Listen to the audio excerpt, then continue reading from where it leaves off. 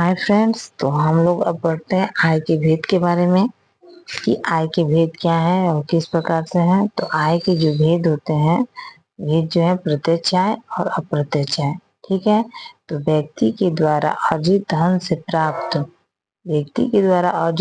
प्राप्त आय को प्रत्यक्ष आय कहते हैं। व्यक्ति के द्वारा अर्जित धन से प्राप्त, जैसे नौकरी, मजदूरी, उद्योग, ये हमारा कौन सा आय है? प्रत्यक्ष आय।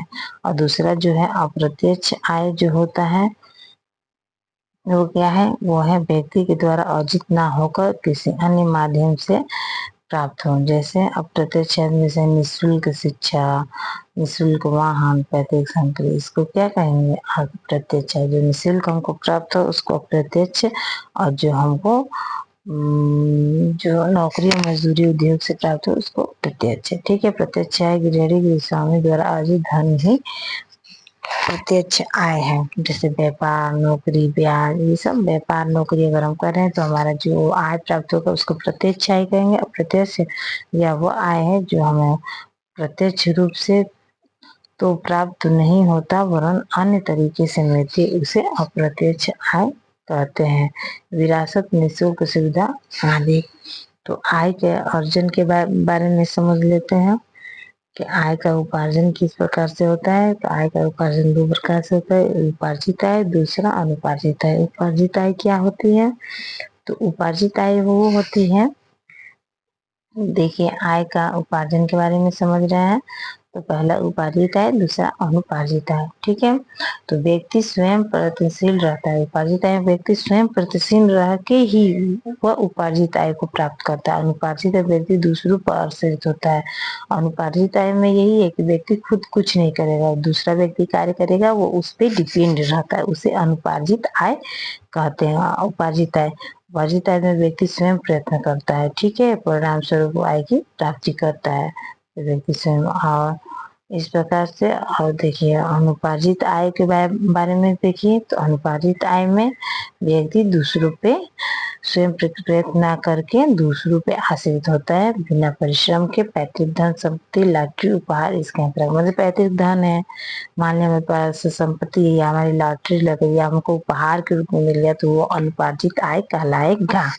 ठीक है। जो हम दूसरे पे डिपेंड रहे, हम खुद ना उत्पन्न करें, खुद प्रयास ना करें। तो परिवार आय के स्रोत कौन कौन से हैं? तो पहला है वेतन। जिन कार्यों को करने में मानसिक परिश्रम लगता है, जिन प्रतिफल के रूप में मिलने वाले आय को वेतन कहते हैं। वेतन मुद्रा के रूप में मिलता है व्यक्ति को। वेतन उनके पद, योग्यता, श्रम, कार्य क्षमता आदि के अनुसार ही दिया जाता है। दूसरा मजदूरी। जिन कार्यों को करने में शारीरिक श्रम लगता है उनके प्रतिफल के रूप में मिलने वाली आय को मजदूरी कहते हैं। मजदूरी दो प्रकार से दी जाती है, कार्य अनुसार मजदूरी, कार्य के अनुसार, समय अनुसार मजदूरी, समय के अनुसार। ठीक है। कार्य के अनुसार मजदूरी और समय के अनुसार मजदूरी। तो मजदूरी दो प्रकार से दे दी जाती है, कार्य के अनुसार मजदूरी, समय। और तीसरा लगान। लगान वह भुगतान होता है जो भूमि के स्वामी को उसके प्रयोग के बदले, मैंने कोई अपनी भूमि को क्या क्या लगान पे दे देता है स्वामी को, और स्वामी उसके प्रयोग के बदले क्या दिया जाता है? धन देता है। ठीक है। चौथा आपका हो जाएगा किराया। किराया शब्द से आशय उस भुगतान से जो व्यक्ति को प्रयोग के बदले मालिक को दी जाती है। मतलब किराया व्यक्ति को, मान लीजिए किराया हम देंगे तो उस वस्तु को उपयोग के बदले हमको दिया, जैसे माने रूम का किराया, रूम में हम रहते हैं तो रूम का किराया देते हैं ना मालिक को, तो वही आपका हो जाएगा किराया। पांचवा हो जाएगा बोनस। बोनस क्या है? तो कुछ व्यवसायिक संस्थाएं, कंपनियों के कर्मचारियों के वेतन अतिरिक्त वर्ष में एक बार, दो बार दी जाती है उसको बोनस। मैंने कोई भी कंपनी में कार्य करता है तो कार्य के बदले, जैसे दीपावली हो गया या होली हो गया, तो कंपनी उसको बोनस के रूप में कुछ एक्स्ट्रा पैसे देते हैं, तो वही आपका बोनस का हो जाएगा। छवा हो जाएगा आपका रॉयल्टी। रॉयल्टी शब्द का शाब्दिक अर्थ है पारिश्रमिक होता है, जो लेखक उसके द्वारा लिखी गई पुस्तकों के प्रतिफल के रूप में प्रदान करती है। अब हम लोग आगे आते हैं। इस प्रकार खदानों के उपयोग के लिए खदान के स्वामी को उनका उपयोग करना देगा। पेंशन। हम लोग पढ़ेंगे पेंशन क्या है। पेंशन नौकरी सेवा से निवृत्ति के बाद कर्मचारियों को प्रतिमाह के एक निश्चित धनराशि दे। मान ली कोई नौकरी छोड़े सरकारी नौकरी, तो प्रतिमाह के माह उनको एक निश्चित धनराशि प्राप्त होती है ना, वही हमारा पेंशन कहलाता है। ठीक है। जीवन निर्वाह हेतु जो आय प्राप्त होती है, मतलब जीवन को निर्वाह करने के लिए जो आय प्राप्त हो जाएगा, उसे उत्तरजीवी या फैमिली पेंशन भी कहते हैं। उत्तरजीवी या फैमिली पेंशन कहते हैं। ठीक है। अगर पूछ दिया क्वेश्चन कि उत्तरजीवी क्या है या फैमिली पेंशन क्या है, तो वही पेंशन है जो हमको कार्य नौकरी से सेवानिवृत्ति के बाद कर्मचारियों को प्रतिमाह एक निश्चित धनराशि मिलता है। ठीक है। अब आते हैं ग्रेजुएटिंग। ग्रेजुएटी क्या है, इसे अनुग्रह दान भी कहते हैं। ग्रेजुएटी को क्या कहते हैं, अनुग्रह दान कहते हैं। नौकरी करने वाले वेतन में हर माह कुछ धनराशि काट ली जाती है तथा उस धनराशि में सरकार अपना भी कुछ अंश मिला देता है। इस व्यक्ति को सेवानिवृत्ति के बाद मुफ्त दी जाती है। ग्रेजुएटी को क्या कहते हैं, अनुग्रह दान। अनुग्रह दान पूछ देगा कि अनुग्रह दान किसे कहते हैं आपके एग्जाम में, तब क्या कहेंगे, ग्रेजुएटी को अनुग्रह दान कहते हैं। नौकरी करने वाले वेतन हर माह कुछ धनराशि काट ली जाती है तथा इस धनराशि सरकार द्वारा कुछ अंश मिलाकर व्यक्ति को दे दिया जाता है। अब हम आ जाते हैं लॉटरी। लॉटरी क्या है, लॉटरी एक अनिश्चित आय के स्रोत है। इससे भाग्य आजमाया जाता है। कई सरकारी गैर सरकारी संस्थाएं लॉटरी का टिकट निकलवाते हैं। मतलब लॉटरी पता ही है कि लॉटरी, हाँ उनकी लॉटरी लगे, मतलब अचानक कि हमको अधिकतर धन प्राप्त हो जाए। अब 10वां हम पढ़ते हैं कि उपहार। उपहार क्या है, तो उपहार है किसी भी शुभ दिन, उत्सव या कार्यक्रम पर रिश्तेदारों, मित्रों, परिवार के सदस्यों के द्वारा दी गई वस्तु अथवा धनराशि को उपहार। तो सबको पता है कि हम किसी भी मान लो बर्थडे है या किसी का शादी है, कोई फंक्शन है, हम जाते हैं अटेंड करने, तो कुछ अपने साथ क्या करते हैं, उपहार लेकर जाते हैं। तो व्यक्ति क्या, सामने वाला खुश हो जाता है कि हाँ मेरे लिए कुछ उपहार लेकर आए मेरे फ्रेंड।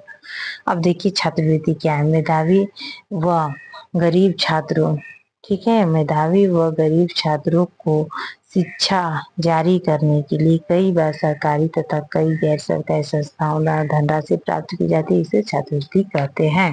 तो इसे ही हम क्या कहते हैं, छात्रवृत्ति कहते हैं।